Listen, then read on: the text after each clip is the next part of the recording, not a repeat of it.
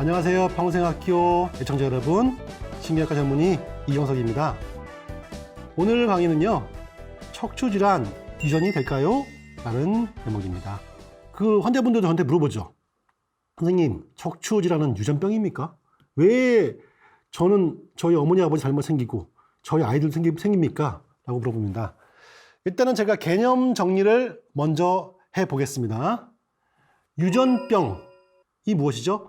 유전병은 그 병을 발병시키는 유전자가 있으면 100% 걸려요. 내가 무엇을 해도 피할 수가 없습니다. 그게 바로 유전병이에요. 예, 유전병. 그 유전병은 사실은 치료하는 방법은 없죠. 피할 수가 없는 거죠. 척추질환은 그런 면에서 유전병이 아닙니다. 예, 아버지가 걸리면 100% 걸리는 병이 아니에요. 다만 유전성 경향이 있다.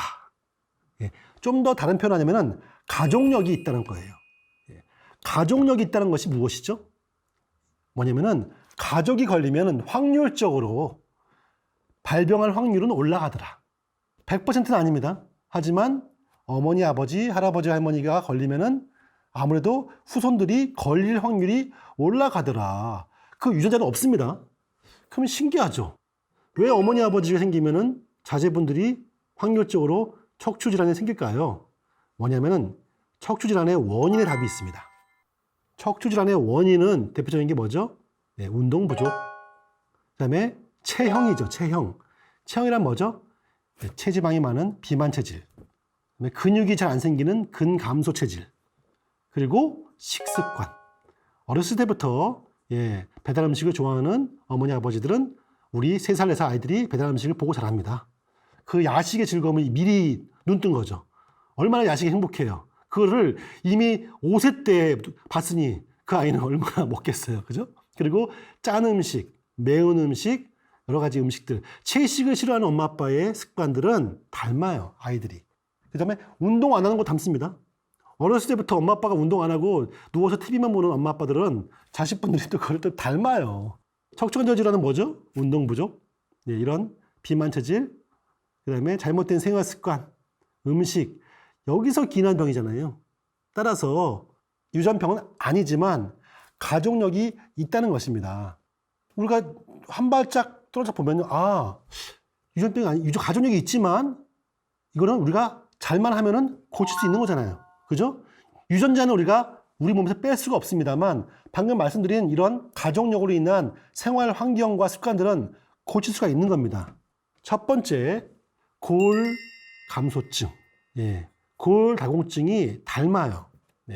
유전병은 아니지만 유전성이 강합니다. 대개는 골밀도 검사를 건강보험공단에서 그 검진에 포함시키는데요. 대개 한 60대 이상으로 잡습니다. 50대 후반, 60대 이상. 그래서 젊으신 분들은 안 하죠. 그리고 한 달도 보험이 안 됩니다.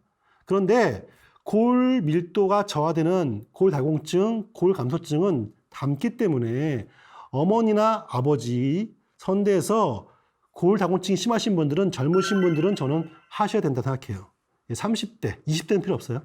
30대라 하더라도 30대 중반 넘으면 한 번쯤은 해보셔야 돼요. 실제로 제 환자는요, 30대 중반 젊은 남성분인데 골밀도가 중증이 나온 분도 있었어요. 4.5까지 줬어요. 4.5. 정상이 3.0 미만인데 4.5면 70대, 80대거든요. 그분은 조기에 발견했기 때문에 미리 치료를 했기 때문에 나중에 그러한 척추관절 질환을 피할 수 있는 겁니다. 두 번째, 유연성 굉장히 중요합니다. 유연성. 유연성. 근육의 탄력성. 근육의 탄력성은 부모를 닮게 되어 있습니다. 운동선수 집안에서 운동선수 자제분이 성공하죠. 척추관절 때문에 어머니, 아버지가 척추 수술을 하시고 관절 수술하시고 맨날 병원 때문에 일도 못 하시는 것을 보고 자라신 분들은 필수적으로 근육이 없는 분들이에요. 분명히. 젊으신 분들도요. 20대, 30대를 하더라도 그분들은 어머니, 아버지의 경향이 있기 때문에 근육이 별로 없을 겁니다. 그때부터 근력을 확보시키는 운동을 하셔야 돼요. 우리가 나이가 들어서 할 수 있는 운동과 젊어서 할 수 있는 운동은 달라요. 그죠? 70대, 80대 분들한테 PT를 하세요를 말 못합니다. 하지만 20, 30대 분들은 할 수 있는 운동량과 시간이 훨씬 많죠. 그때 근력을 최대한 확보를 해 놓으시면은 나중에 여러분이 50대, 60대 근육이 빠져나간다 하더라도 어머니, 아버지가 고생한 그런 질환을 피할 수가 있는 겁니다. 그러면 어떻게 해야 되죠? 내가 근육을 얼마나 많은지 봐야 되겠죠? 여러분 인바디 있잖아요. 그죠? 인바디 하셔도 되고요. 아니면은 여러분이 뭐 우연한 기회에 아니면 필요성이 있어서 MRI를 찍게 되면요. 척추 MRI예요. 척추 MRI 찍게 되면은 근육이 보여요. 그 근육의 양을 한번 의사 선생님한테 물어보시면 됩니다. 물어보실 때 평균 이하다 아니면은 평균보다 높다라는 것을 설명을 들으신 다음에 여러분 운동할 때 운동의 방향을 잡으셔야 돼요. 내가 미용 목적으로 살 빼는 것이 중요한 게 아닙니다. 근육이 없는 경우는 살 빼는 것이 중요한 것이 아니라 근육을 기르는 것이 훨씬 더 중요한 거예요. 하나 더, 식습관. 그럼 어떠한 식습관, 그냥 짜고 맵고 하는 것을 말씀드리는 게 아니에요. 어떠한 음식이 여러분의 척추 관절 질환을 더욱더 악화시키고 더 반대로 치료할 수 있을까요? 여러분의 척추 관절을 망가뜨리는 대표적인 음식은 여러분 패스트푸드예요. 패스트푸드는 근육 합성을 저하시키고 여러분의 근 손실을 악화시킵니다. 여러분 몸에 있는 관절염을 악화시키기 때문에 패스트푸드 음식을 좋아하신다면 그 중에서 어머니 아버지의 가족이 있다면 피하셔야 됩니다. 두 번째, 당연히 자극성이 강한 맵고 짠 음식 역시 여러분 비만을 유발하기 때문에 맵고 짠 음식을 서서 여러분 생활에서 멀리 하셔야 되고요. 반대로 여러분 척추 관절을 더욱더 건강하게 만들고 근력을 강화시키는 대표적인 음식을 하나 이라면 여러분 녹황색 채소입니다.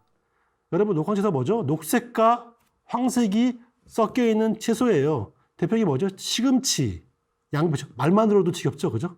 근데 어쩔 수 없어요. 여러분이 어머니 아버지가 척추 관절 때문에 고생하신 분들은 많이 드셔야 돼요. 녹황색 채소 반드시 기억하셔가지고 식사하실 때 조금만 드셔야 됩니다.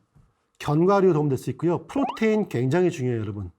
근데 프로테인은요, 여러분 고기를 제가 꼭 강조하는 게 아닙니다. 프로테인은요, 식물성 프로테인 많습니다. 대표적인 두부도 있잖아요, 그죠? 그리고 여러분이 드시는 여러 채소에도 프로테인 많습니다. 따라서 가공하지 않은 식품이에요. 가공해버리면은 그 식품에서 프로테인 성분이 파괴가 됩니다. 프로테인은 열에 약하기 때문에. 가공하지 않은 식품을 강조하는 이유가 바로 그런 거예요. 녹황색 채소는 여러분 척추 관절에 도움되는 동시에 프로테인 성분도 여러분 합성을 촉진시키기 때문에 도움이 됩니다. 하나 더 말씀드리면 뿌리 음식입니다. 대표적인 게 무죠, 무. 그리고 도라지, 우엉, 뿌리 채소. 뿌리 채소는요, 여러분 척추 관절의 통증을 저하시킨 동시에 역시 척추 코어 근력의 합성을 촉진시키고 관절을 튼튼히 하는 데 굉장히 중요한 성분이 많이 들어가 있습니다. 그래서 역시 여러분이 좀 싫어할 수 있지만 뿌리 채소를 여러분 식단에 추가하신다면은 역시 척추 관절 질환을 예방하는 데 도움될 수가 있습니다. 골밀도를 좀 더 한번 제가 짚고 넘어갈게요. 골밀도가 저하돼서 골다공증이 심하신 분들은 사실 척추 관절 질환의 아주 주적입니다. 우리 뼈는요, 평생 죽을 때까지 합성이 일어나죠. 합성이 일어나는 동시에 한쪽에선 파괴가 됩니다. 합성이 되고 파괴되고 합성이 되고 파괴되는 것이 평생 싸우면서 우리 평생이 일어나는 것이 바로 우리 뼈의 형성 과정입니다. 그런데 대개는 젊을 때는 합성이 파괴보다 훨씬 더 높죠. 그런데 20대 중후반 넘어가면은 동률을 이룹니다. 그러다가 30대부터는 역전되기 시작해요. 그래서 우리의 뼈가 형성이 가장 많이 되는 것은 그래서 어렸을 때예요. 10대, 20대 중반까지는 합성력이 훨씬 강하고요. 20대 중반 후반부터는 동률, 30대부터는 서서히 역전이 됩니다. 그래도 40대 초반 중반까지는 형성 능력이 상당히 탁월해요. 그런데 여성분들 같은 경우는 무성은 폐경입니다. 폐경. 40대 후반, 50대 초반 넘게 되면은 완경이 오게 되면서 에스트로겐이 감소하게 되고 그때부터는 급격히 형성력이 떨어집니다. 여성분들은 뭐 해야 되죠? 여성분들은 완경 되기 전까지는 최대한 골 형성 능력을 올리셔야 돼요.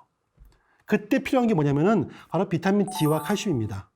비타민 D는 태양을 받아서 우리 몸에서 합성하는 우리 몸에서 유일한 영양소예요. 근데 외부에서 공급하지 않으면은 합성력이 떨어질 경우에는 골 형성을 여러분이 기대할 수가 없습니다. 여러분 야외 활동 많이 하셔가지고 비타민 D 합성을 촉진시키고 필요하면은 정말 필요할 경우에는 비타민 D와 칼슘이 같이 들어있는 복합 영양제를 드시는 게 좋아요.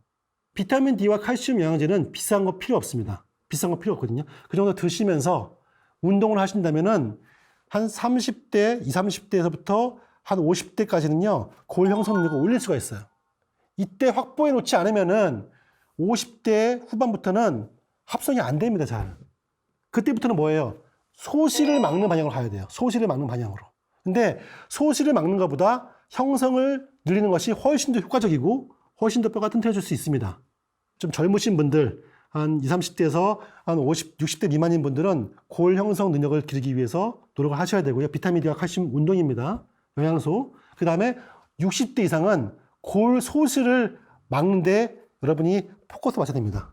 그러면 골 소실을 막는 것은 뭐냐면요. 역시 이것도 여러분 이 필요한 약을 받으셔야 되는 거예요. 골 소실을 막는 약이 나와 있습니다. 그거는 병원에서 전문가의 처방 하에만 받을 수 있기 때문에 골다공증이 심한 60대 이상 분들은 병원 가셔가지고 약을 받으시기 바랍니다. 다음 강의는요, 협착증과 디스크의 차이에 대해서 설명을 하도록 하겠습니다. 감사합니다.